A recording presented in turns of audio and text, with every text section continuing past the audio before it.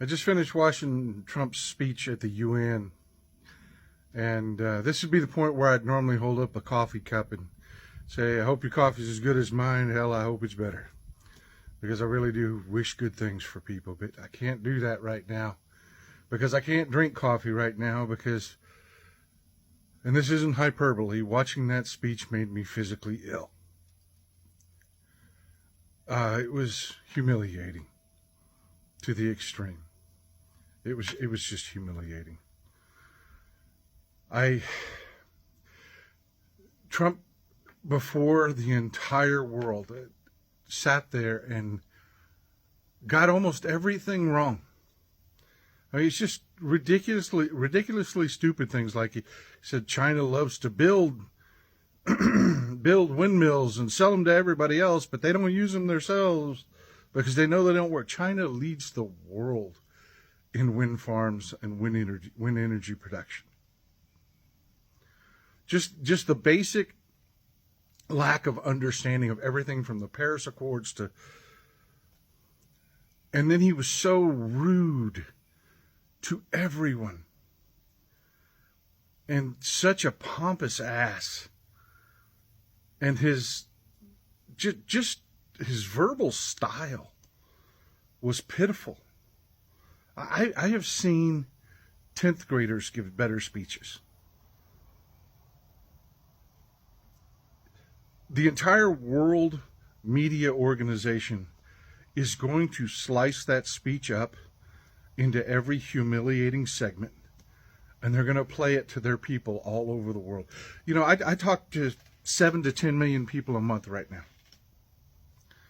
And a big part of the Texas Paul Ride or Die community is global. And I just want to take a second to apologize. He is not us. We are not that. We are not imbeciles. We are not clueless people. We are not a dumb people. This person may have been elected by morons,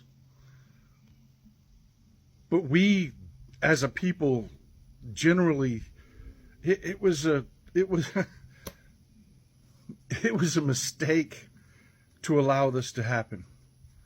People got way too comfortable. I'm sorry. I am just sorry. Trump's team in MAGA has been furious at the UN after a series of technological glitches happened while he was there, including an escalator stopped working as soon as Trump got on it, and his teleprompter not working during his speech, to the point where even Fox News hosts were saying that the UN needs to be destroyed and that we need to pull out of the UN because they are having a concerted effort, a conspiracy theory, to try and embarrass the US president.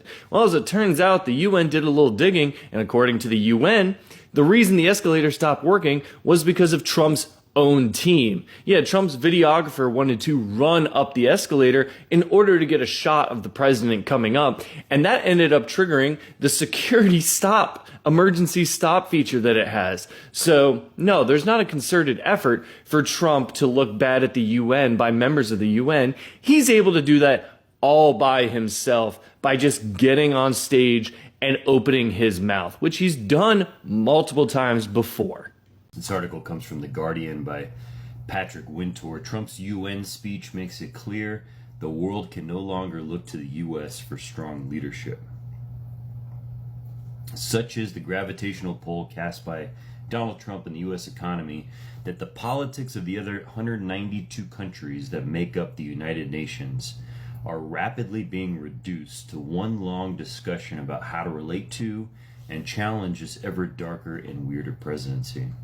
Before Trump's extraordinary 58-minute speech on the supposed threats posed by open borders, Sharia law, and the UN's failings and the climate hoax. The supporters of the UN's values already knew they faced a challenge. Now they realize the degree to which the world's superpower seems bent on destruction of everything they believe. He did not hold back. So it's just, we are completely isolated now. That's official. Immediately after the shocked and even embarrassed UN delegates had recovered from Trump's performance, the General Assembly was addressed by leaders of two large Muslim states, the Indonesian president and the Turkish president. Subianto was strongly applauded when he asserted, quote, "Might cannot be right. Right must be right. No one country can bully the whole of the human family. We may be weak individually, but the sense of oppression and injustice will unite us into a strong force that will overcome this injustice." Too bad we're not on that side, huh? Immediately prior to Trump's address, the Brazilian president, without mentioning the U.S., had given a sophisticated warning about the threat posed by the new authoritarians. Quote, "Today, the ideals that inspired the UN's founders in San Francisco are under threat as never before in their history. Multilateralism is at a new crossroads. This organization's authority is in check. We are witnessing the constellation of an international order marked by repeated concessions to power play. Attacks on sovereignty, arbitrary sanctions, and unilateral interventions are becoming the rule." It's true. That's the norm now, and it's not just the U.S. anymore. There is a clear parallel between multilateralism's crisis and the weakening of democracy. Authoritarianism is strengthened when we fail to act in the face of arbitrary acts, when international society falters in defending peace and sovereignty. Anti-democratic forces are trying to subjugate institutions and stifle freedoms. They worship finance, they praise ignorance, and act as physical and digital militias and restrict the press. And this is the story across the world now, right? The US, China, Russia, Hungary, the list just goes on and on. Others, such as South Korea president, insisted that climate crisis was far worse. So Trump called the climate crisis a hoax. Told everybody that they got to stop paying attention to it. Apparently, insisted that the climate crisis was far from being a hoax. It represented a threat to global humanity. Of course, it does.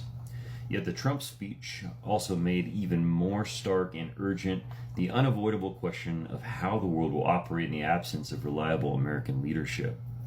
This is not just a question for the global South, but also for Europe as it confronts Russia, for Asia as it wrestles with Chinese power, and for the Gulf as it grapples with Israel's military dominance. One response is the alliance of autocrats on display in Beijing at the beginning of the month, led by Xi and Putin. This is just so sad.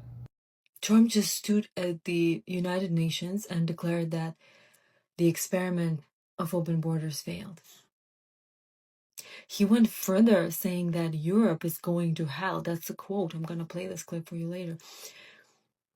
And then came the most alarming part.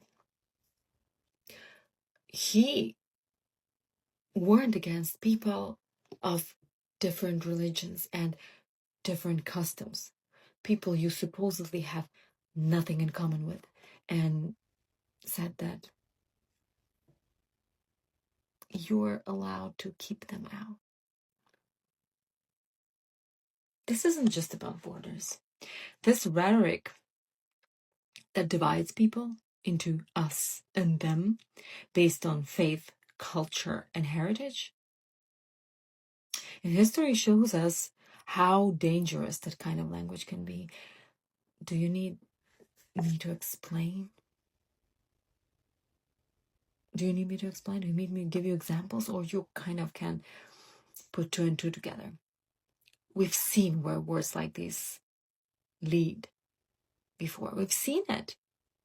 We can't afford to ignore them now. We just can't. This is insane. Well, in that particular speech, he also demanded the Nobel Peace Prize and spoke about the building that he bid to refurbish for United Nations, but he lost and someone else did it, and how bad the building is supposedly. But anyway, I'm going to play the clips for you now. Proud nations must be allowed to protect their communities and prevent their societies from being overwhelmed by people they have never seen before with different customs, religions, with different everything.